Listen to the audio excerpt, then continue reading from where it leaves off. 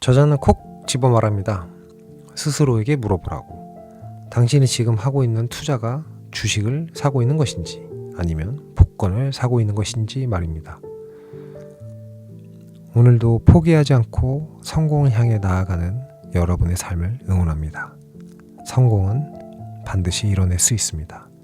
안녕하세요. 청서재입니다. 여러분, 다들 노후 준비 잘 하고 계신가요? 노후 준비라는 말 자체가 너무 먼 미래 같으신가요? 지금이야 우리가 일을 하면서 한 달이라는 시간을 기다리다 보면 월급이라는 나의 노동적 가치가 생기죠. 하지만 미리 가족을 이루신 분들도 계시겠지만 저처럼 이제 막 가족을 꾸리거나 아이를 낳아야 하는 입장이라면 어떨까요? 갑자기 막막하고 숨이 턱턱 막히는 느낌이 듭니다. 고령화 시대로 접어들면서 일을 할 수 있는 나이는 점점 줄어들고 살아야 할 날은 점점 늘어납니다. 말 그대로 우리가 돈을 벌면서 사는 날보다 돈을 벌지 못하고 사는 날이 더 많아질 수도 있다는 겁니다. 그래서 오늘 소개해드릴 책은 원하는 삶을 앞당기는 돈 자동 사냥 시스템, 단 3개의 미국 ETF로 은퇴하라 입니다. 블로거 포맷복고로도 유명하신 김지훈님의 저서로 많은 분들에게 ETF에 대한 투자 이유, 방법, 종목 등을 설명하면서 아직까지도 꾸준히 많은 사랑을 받고 있습니다. 단 3개의 미국 ETF로 은퇴하라. 김지훈, 포맷복고 지음, 리더스북. 돈 자동 사냥 시스템을 만들면 당신도 부자가 될 수 있다. 돌아오는 수요일에 중요한 임원보고 일정 때문에 발표 자료를 수정하고 있던 와중에 이해되지 않는 부분이 있어서 동료 박 팀장을 찾아갔다. 박 팀장은 열심히 엑셀 자료를 정리하고 있었다. 그런데 키보드 옆 스마트폰에서 불빛이 계속 번쩍이게 슬쩍 보니 화면 속에서 그야말로 현란한 전투가 한창이었다. 박 팀장은 어떤 조작도 하지 않은 채 묵묵히 본인 업무에 집중하고 있었지만 자동사냥 게임 플레이로 직접 조작하지 않아도 게임 내 캐릭터가 자동으로 전투를 치르며 경험치를 쌓아가는 방식으로 진행된다. 일반적인 게임에서는 플레이어의 실력과 전략이 승패에 매우 중요하게 작용한다. 하지만 자동사냥 게임에서는 플레이어가 큰 노력 없이 수동적인 관전자 입장에서도 충분히 성취감을 느낄 수 있다. 이는 자동 레벨업이라는 시스템 덕분이다. 우리가 살아가고 있는 현실을 게임과 비교해보자. 매일같이 만원 버스, 지옥철에 시달리며 출퇴근을 하고 밤늦게까지 야근을 밥 먹듯 한다. 때로는 이런 일을 하려고 힘들게 회사에 들어왔나 싶은 일도 참아야 한다. 하지만 인생에서 자동 사냥 시스템을 돌리면 어떨까? 별 다른 노력 없이도 인생의 레벨이 오른다. 주어진 퀘스트도 보다 쉽게 해결할 수 있게 된다. 여전히 열심히 살아가겠지만 무슨 일이 있어도 버텨야 한다는 압박감이 사라지면 만원 버스도 지옥철도 직장 상사의 잔소리도 참을 만해진다. 그래서 자동으로 돌아가는 인생 레벨업 시스템을 갖춘 사람과 아닌 사람의 인생은 큰 차이가 있다. 나는 오늘도 나를 위해서 자동으로 돌아가는 인생 레벨업 시스템을 굴리고 있다. 바로 미국 ETF 투자다. 이를 통해서 월급만 바라보던 삶에서 완전히 벗어나게 되었다. 내가 잠자는 동안에도 알아서 자산이 자동으로 불어나는 돈 자동 사냥 시스템을 구축한 덕분에 우리 부부는 돈 걱정하지 않는 삶에 도달했다. 빨리 은퇴를 하겠다고 자산을 고위험 상품에 투자하거나 단타를 반복하다가 도리어 돈을 잃고 빚까지 진 젊은 친구들이 많다는 것도 안다. 나 역시 사회초년생 시절 주식 투자에 뛰어들었다가 몇 차례 뼈아픈 실패를 경험했었다. 돈 자동 사냥 시스템의 핵심은 오로지 하루라도 빨리 시작 버튼을 누르느냐 아니냐에 있다. 시간 차이가 있을 뿐 당신도 언젠가 분명히 부자가 되어 있을 것이다. 그러니 지금 당장 단 3개의 미국 ETF를 소유하라. 저자는 우연히 마주한 모바일 게임의 자동 사냥 플레이 방식에서 영감을 얻습니다. 그리고 저자만의 새로운 자동 돈 복사 플레이 시스템을 만들어낸 것이죠. 다른 주식 투자도 아닌 바로 미국 ETF로 말입니다. 그러면 왜 저자가 자신의 투자를 미국 ETF에 했는지 이제 본격적으로 살펴보면서 저자가 구축한 자동 돈 복사 시스템을 더욱 면밀히 살펴보도록 하겠습니다. 1장. 직장인이 투자를 해야 하는 이유. 나는 평범한 직장인이다. 남들과 마찬가지로 매일 아침 지옥차로에 시달리며 출근한다. 오래 근속한 회사에서는 어느 정도 인정을 받아 팀장으로 근무하고 있다. 그리고 연봉 협상과 평가 시즌이 다가오면 여러 직장인처럼 예민해질 수밖에 없다. 연봉 책정 과정에서 개인의 성과뿐만 아니라 조직 내 정치적 요소가 중요한 변수로 작용하는 현실을 직장인이라면 모를 리 없다. 얼마 전 직장인을 대상으로 한 설문조사에서 내년 연봉 인상률에 대해 31.3%는 동결, 66.8%는 평균, 3.1%의 인상, 1.9%는 삭감될 것 같다고 답했다는 기사를 보았다. 회사 정책상 어쩔 수 없다는 인사 담당자의 말에 더는 이유를 묻지 못했다. 회사를 떠날 결심이 없다면 불합리하다고 생각되더라도 연봉 계약서에 사인을 할 수밖에 없다. 그렇게 20년 넘게 직장 생활을 이어왔다. 물론 그때와 비교하면 지금은 연봉이 크게 올랐다. 당연히 현금 흐름도 좋아졌다. 하지만 연봉만큼 오른 것이 또 하나 있다. 월급 빼고 다 오른 직장인의 현실. 신입사원 시절이었던 2003년에는 5,000원으로 점심 한 끼를 충분히 해결할 수 있었다. 당시 김밥 천국의 김밥 한 줄이 1,000원이었으니 물가 수준을 짐작할 수 있을 것이다. 하지만 지금 점심 물가는 어떠한가? 현재 근무하고 있는 여의도 사무실 인근에서는 설렁탕 한 그릇에 10,000원 이하인 곳을 찾아보기 어렵다. 물론 지역별로 차이는 있겠지만 몸으로 체감한 물가는 21년 만에 2배 이상 오른 셈이다. 그런데 통계청의 화폐가치 계산기를 통해 20년간 물가 변동을 확인해보면 약 1.6배 상승한 것을 알 수 있다. 그렇다면 설렁탕 한 그릇의 값은 7,980원이 되어야 맞다. 그러나 아무리 찾아봐도 내 생활 반경에서 8,000원 하는 설렁탕은 없다.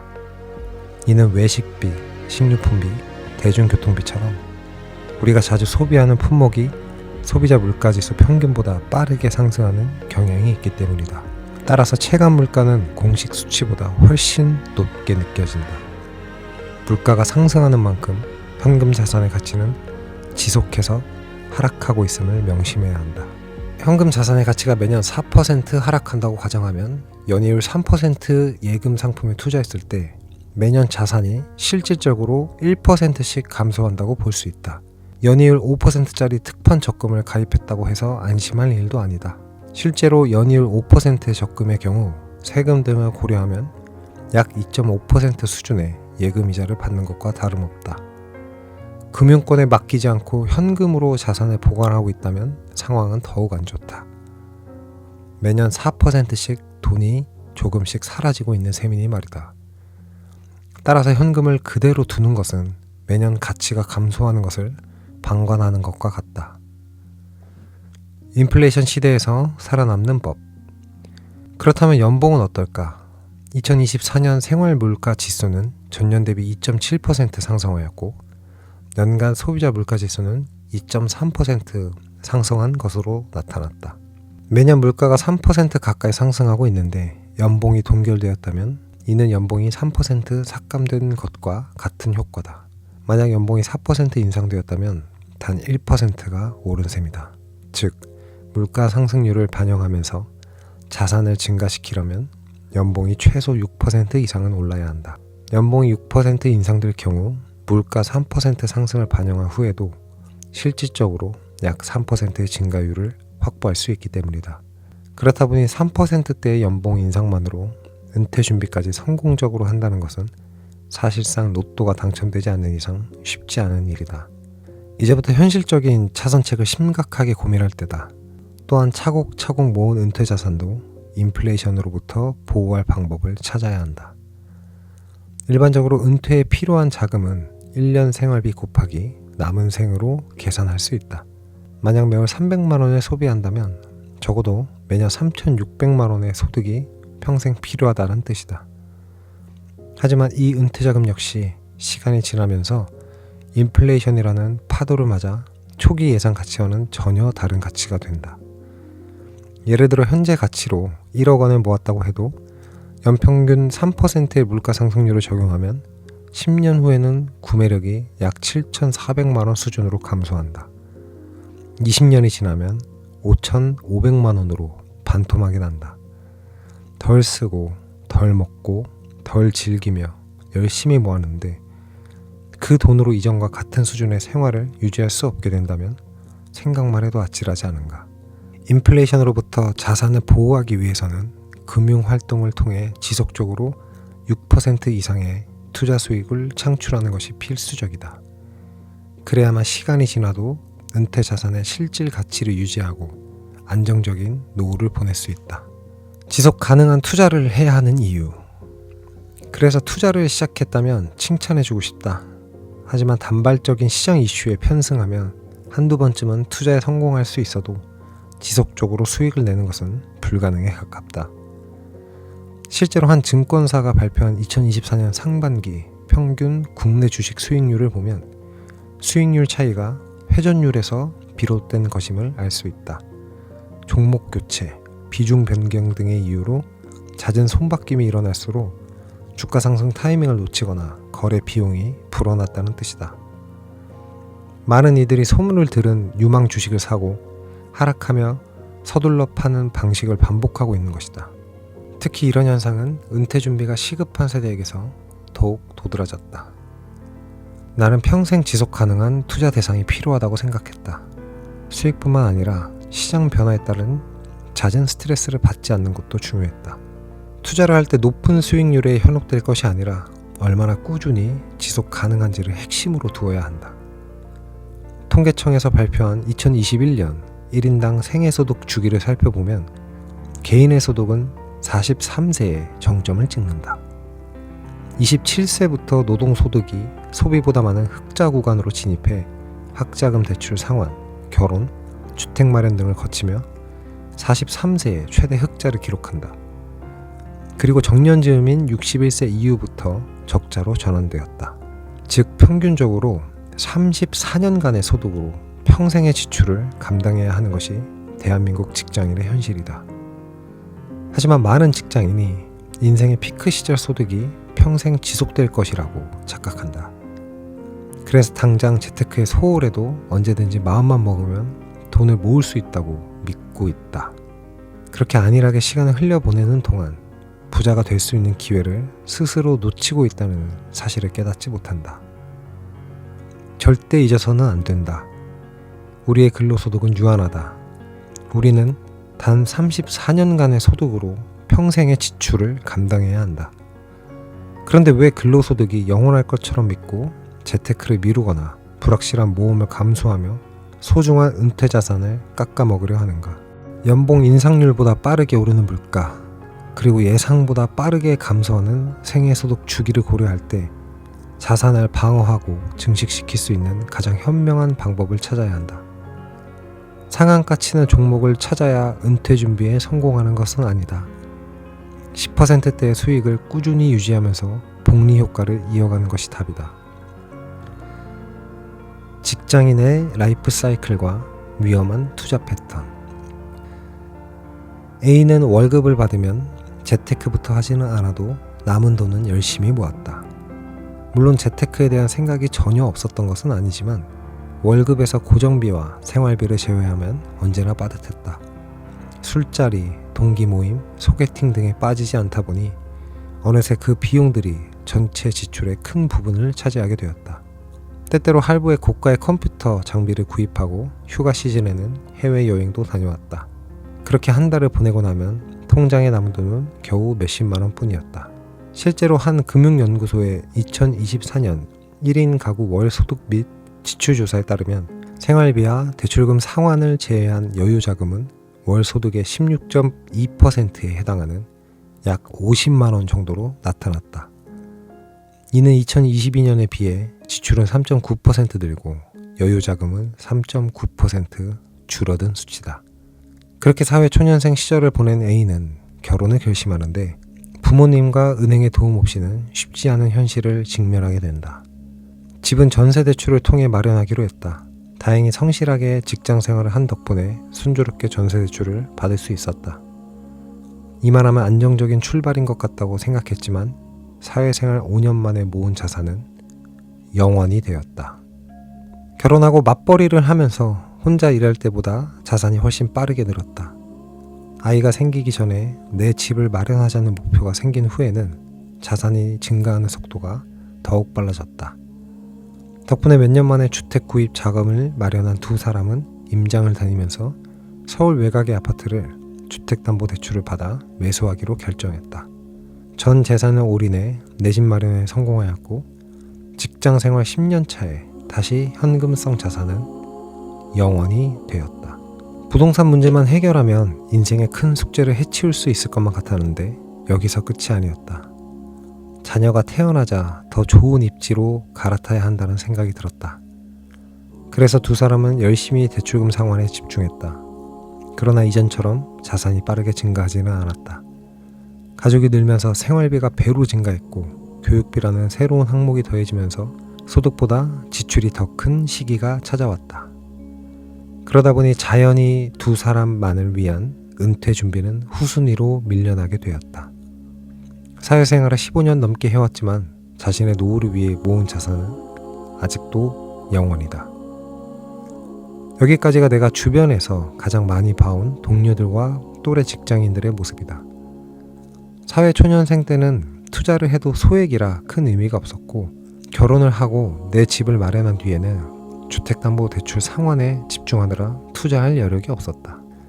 자녀를 키우는 시기에는 생활비와 교육비 부담으로 저축조차 어려웠다. 그러다 아이가 어느 정도 성장하면 지출보다 수입이 많아지는 시기, 즉 본격적으로 투자에만 집중해 볼 수 있는 황금 같은 시간이 찾아온다. 하지만 따져보면 그 기간은 단 5년이다. 문제는 그때쯤이면 은퇴가 바로 코앞에 닥쳐 있다는 점이다. 왜 미국 주식, 미국 지수일까? 미국은 최근 10년간 총 통화량 M2를 크게 증가시켜왔다. 2014년에 약 11조 달러였던 M2는 2019년에 약 15조 달러로 증가했다. 여기서 M2는 현금, 요구불 예금, 저축성 예금까지 포함한 통화 공급량을 의미한다. 2020년에는 팬데믹으로 경기 침체가 발생하자 미국은 대규모의 양적 완화를 단행했다. 이에 따라 M2는 급격히 증가하여 2021년에 약 20조 달러를 돌파했다. 이처럼 통화량 증가는 경제 성장을 촉진하기도 하지만 동시에 인플레이션을 유발하며 경기 혼란을 초래할 수도 있다. 반면 통화량 증가로 금융시장의 유동성이 공급되면서 주가 상승을 견인할 수도 있다. 즉 유동성이 풍부한 시기는 주식 투자자들이 높은 수익을 얻을 수 있는 기회가 되기도 한다. 달러는 전 세계에서 가장 널리 사용되는 기축통화이다. 특히 원유를 비롯한 주요 원자재 거래는 대부분 달러로 이루어진다. 전 세계 중앙은행의 외환 보유고 중 약 60% 이상이 달러로 구성되어 있다. 이는 글로벌 금융 시스템과 국제 결제에서 달러가 차지하는 중요성을 보여준다. 이는 워렌 버핏이 미국 시장의 장기 우상향을 확신하는 이유 중 하나이기도 하다. 그는 미국 경제는 위기 때마다 이를 극복하며 더 강한 시장을 만들어 왔다. 경제가 둔화될 경우 연준은 금리 인하 및 유동성 공급을 통해 경기를 부양한다.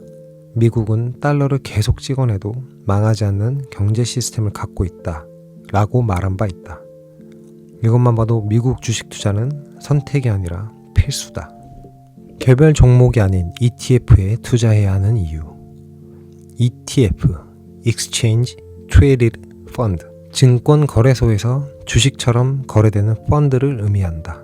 특정 지수를 추종하는 인덱스 펀드를 거래소에 상장시켜 투자자들이 자유롭게 사고 팔 수 있도록 만든 금융상품이다. 강점 1. 시장 변동성에 대응하는 리밸런싱의 힘. 지수 투자 중심의 ETF는 여러모로 강점이 많은 투자 전략이다. 더군다나 주식시장은 본질적으로 변동성을 가지고 있다. 기업들의 주가는 다양한 요인에 의해 지속적으로 흔들릴 수밖에 없다. 예를 들어 스마트폰 시장을 떠올려보자. 한때 노키아라는 압도적인 1등 기업과 삼성, LG, 모토로라가 치열한 시장 다툼을 벌이던 시절이 있었다. 그러나 2007년 애플의 아이폰이 등장하면서 우리의 일상뿐만 아니라 IT 업계 전반의 판도가 완전히 바뀌었다. 전통적인 휴대폰 강자였던 노키아, 모토로라는 급격한 실적 악화를 겪었고, 반면 애플, HTC, 블랙베리 같은 신생 스마트폰 제조업체들이 이 시장을 주도하게 되었다. 이처럼 기술 트렌드의 변화에 따라 단순히 기업의 실적뿐 아니라 기업 자체가 사라질 수 있는 것이 자본주의 시장의 냉혹한 현실이다.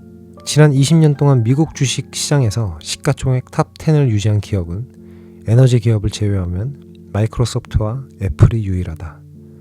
즉, 주식시장에서 영원한 강자는 없다는 것이다. 그러나 미국을 대표하는 500대 기업에 투자하는 SPY는 다르다. 시가총액, 거래량 등 정량적인 요소를 평가해 정기적으로 리밸런싱이 진행되며 시장 상황에 자동으로 대응하는 구조를 갖추고 있다. 개인 투자자가 직접 시장을 분석할 필요 없이 연 0.09%의 운용 수수료만으로 효과적으로 포트폴리오를 유지할 수 있는 것이다. 내가 스스로 게으른 투자자라고 하는 이유가 여기에 있다.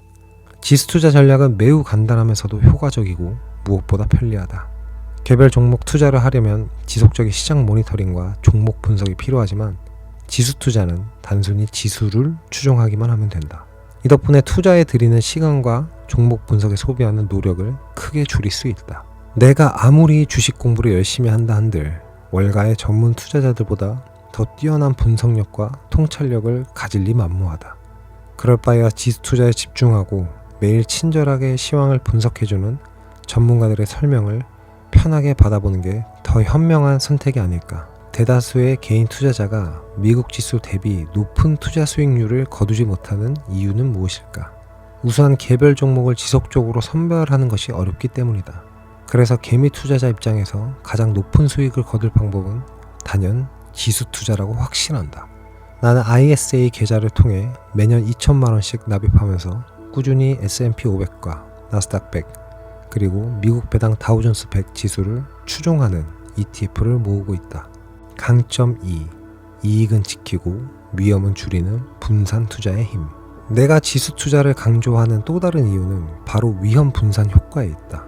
인덱스 지수 투자는 시장 전체에 투자하는 방식이므로 특정 기업의 주가 급등락에 덜 영향을 받으며 더 안정적인 투자 환경을 제공한다. 과거 S&P 500의 기록을 살펴보면 개별 종목보다 훨씬 낮은 변동성을 보이며 장기적으로 안정적인 수익률을 기대할 수 있음을 확인할 수 있다. 그렇다면 분산 투자가 실제로 리스크를 얼마나 줄여줄 수 있는지 구체적으로 살펴보자.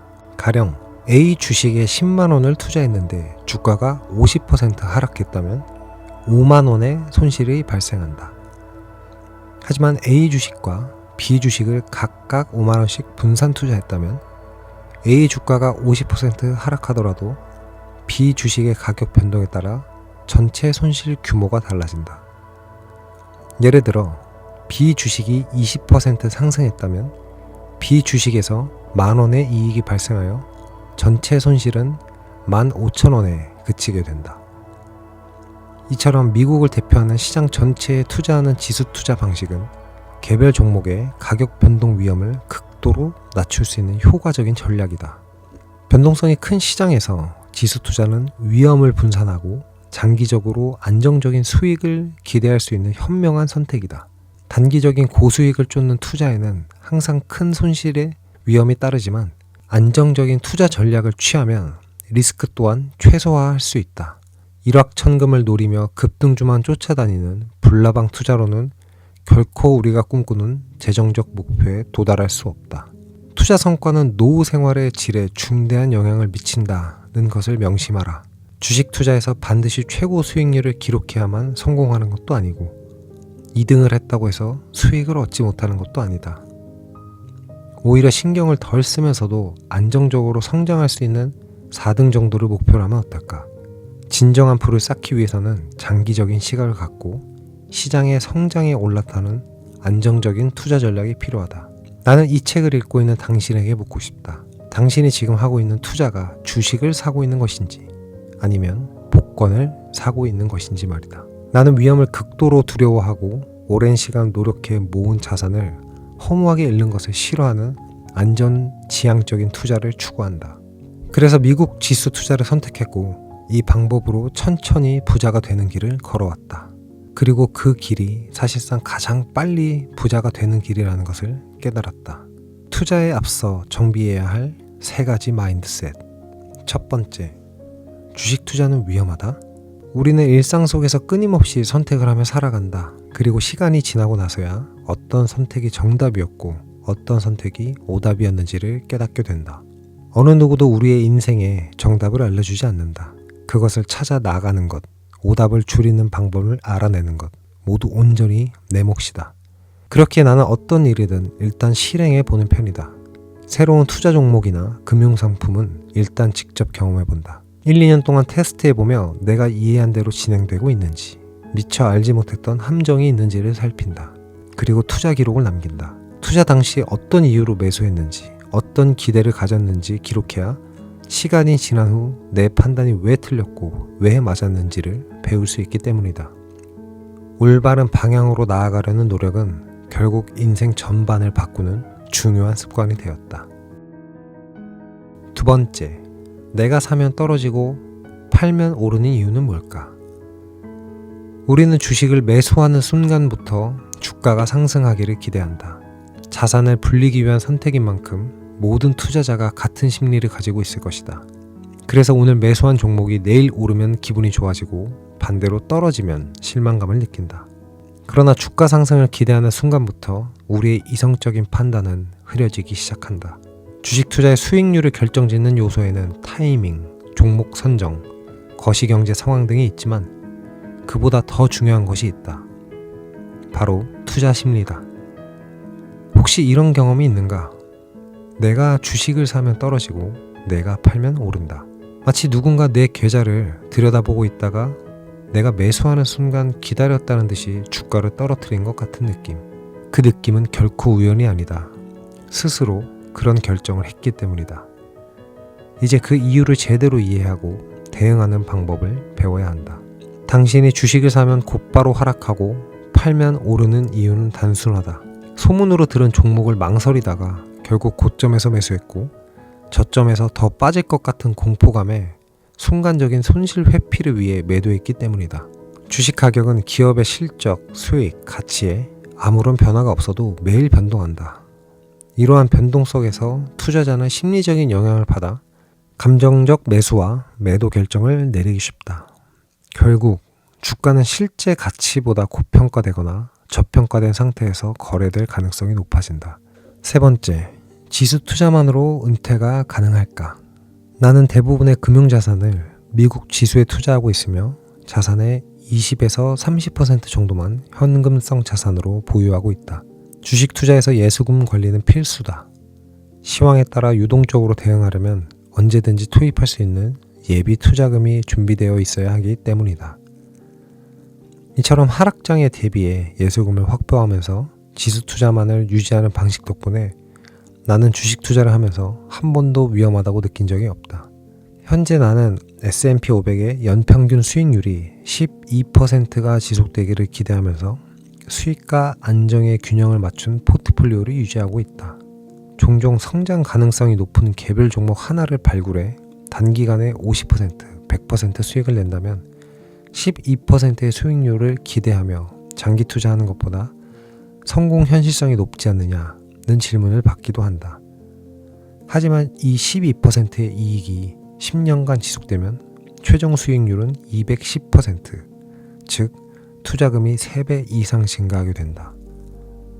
그리고 20년간 꾸준히 투자한다면 최종 수익률은 864%, 즉 투자금이 10배 가까이 성장한다는 의미다. 1억 원을 투자해 10억 원의 자산을 만들 수 있는 가장 쉽고 안전한 투자 방법인 것이다. 시드가 작을 때는 주식 상한가 30%를 쉽게 생각하고 상한가 2-3번이 이어지면 자산을 2배로 만들 수 있다는 착각에 빠지기 쉽다. 그래서 귀동냥으로 들은 위험한 도박적 투자를 시도하게 된다. 잃어도 그만이라는 생각이 있어서다. 그러나 수십억 원의 자산을 운용한다고 가정해보자. 변동성과 수익의 상관관계를 무시한 채 50%, 100%의 고수익을 추구하는 투자는 절대 불가능하다. 100만 원을 투자할 때, 1억 원을 투자할 때, 그리고 10억 원을 투자할 때 당신의 투자 마인드는 달라질 수밖에 없다. 그래서 나는 유행하는 투자법을 쫓기보다 최적의 타이밍을 기다리며 지수 투자를 하는 것이 결국 가장 높은 수익을 가져다주는 전략이라고 생각한다. 2008년 워렌 버핏은 헤지펀드 운용사 프로티지 파트너스와 100만 달러짜리 투자 내기를 했다. 워렌 버핏은 S&P 500 지수를 추종하는 ETF인 VOO에 투자했고, 프로티지 파트너스는 5개의 액티브 펀드를 선정해 투자했다. 10년 후 결과는 워렌 버핏이 85.4%의 수익률을 기록한 반면 헤지펀드는 평균의 22%에 그쳐 워렌 버핏의 압승으로 끝났다. 지수 투자로만 은퇴가 가능할까? 이 질문에 대한 답이 됐으리라 생각한다. 지수 투자로만 은퇴가 가능할까? 답이 되셨나요, 여러분? 저자는 투자의 중요성과 그 중에서도 ETF 투자의 중요성, 그리고 주식 투자라는 관점 자체에 대해 아주 날카로운 관찰력을 바탕으로 우리에게 설명을 해주고 있습니다. 연봉 인상보다 빨리 오르는 소비자 생활지수, 이로 인해 내가 가지고 있는 현금의 가치는 계속해서 떨어지는 상황. 즉, 내가 열심히 일을 해서 벌어들인 돈보다 써야 되는 돈의 가치가 점점 커지고 있다는 것입니다. 이 상황은 단순한 상황이 아니라 지속적인 상황이 될 것이고, 그럴 때마다 우리는 지금 우리가 먹고 있는 라면과 예전에 샀던 라면 가격만 비교해도 피부로 느끼실 수 있을 겁니다. 시간은 눈에 보이지 않는 것처럼 우리가 느끼지 못할 만큼 빠르게 지나갑니다. 그리고 그 시간은 우리를 기다려주지 않고 점점 더 오랜 시간이 지날수록 우리는 경제력을 유지하는 에너지도 노력도 줄어들 테고 물가는 계속 올라갑니다. 저도 이 책을 읽고 현실을 직시하게 되었고, 대충으로만 알았던 사실들을 책으로 짚어주는 포인트로 다시 한번 보게 되니 제 자신이 새삼 한심하게 느껴졌습니다. 사실 이 책에서 제가 위에서 말씀드렸던 이야기 내용 이후로는 어떤 ETF에 투자를 해야 하는지, ETF마다 모두 다른 성격들, 그리고 그 성격마다 다른 투자 방법들까지 저자는 여러분들을 위해 본인의 모든 노하우와 심지어 포트폴리오까지 제공했습니다. 하지만 제가 여기에서 그 내용을 다루기에는 저자께서 노력하신 결과물들을 쉽게 풀어버리는 것 같아 더 자세한 내용은 여러분들도 직접 읽고 느끼셨으면 좋겠습니다. 저자는 콕 집어 말합니다. 스스로에게 물어보라고. 당신이 지금 하고 있는 투자가 주식을 사고 있는 것인지 아니면 복권을 사고 있는 것인지 말입니다. 참 맞는 말입니다. 자신만의 주식에 대한 철학과 시스템 없이 일확천금의 꿈을 안고 급등주나 찌라시에 목을 메고 리딩방을 전전긍긍하던 제 주변 지인들의 모습만 봐도 그렇습니다. 저 또한 그런 경험들을 겪어봤고, 그럴 때마다 남는 건 수익이 아닌 어지러운 제 경제관념들이었습니다. 산업을 분석하고 종목을 분석하고 재무제표를 보며 내가 투자를 할 기업을 결정하는 것이 아닌 단순히 내 돈을 불려주는 가장 빠른 수단으로 생각했던 제 과거들을 탓했습니다. 그래서 저도 저자의 이야기를 토대로 지금까지도 계속 ETF에 투자를 하고 있고, 일반 입출금 통장이 아닌 CMA 통장, 파킹 통장, 발행어음 등 어떻게든 아주 작은 돈이라도 만들어내려는 노력을 하고 있습니다. 옛말에 그런 말이 있죠. 땅 파면 돈이 나오냐고. 안 나옵니다. 땅 파면 돈 안 나옵니다. 돈은 제가 스스로 만들고 지키고 불리는 것입니다.